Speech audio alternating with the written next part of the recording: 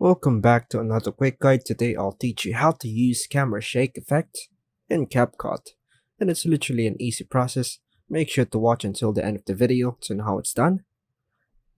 Adding a camera shake effect in CapCut can make your videos more dynamic and engaging.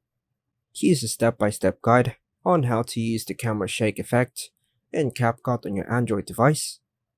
Firstly, launch the CapCut app on your device, then tap on the New Project button. Then choose the video you want to apply the shake effect to from your gallery. Tap Add to import it into your project. Tap on the video clip and the timeline to choose it. Now, find the animation. Browse through the categories, for example, in or out, until you find the shake effect you want to use.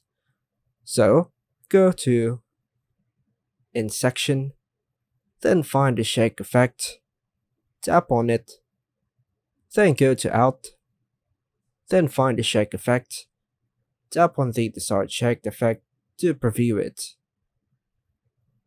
You can also adjust the duration of the effect by dragging the edges of the effect layer and the timeline. Then tap on check mark to apply the shake effect to your video. Tap on the play button to preview the video with the shake effect applied. And once you are satisfied with the shake effect, tap on the export button at the top right corner. By following these steps, you can effectively add and customize the camera shake effect in CapCut, enhancing the visual impact of your videos. And that's all for now, folks. Thanks for watching.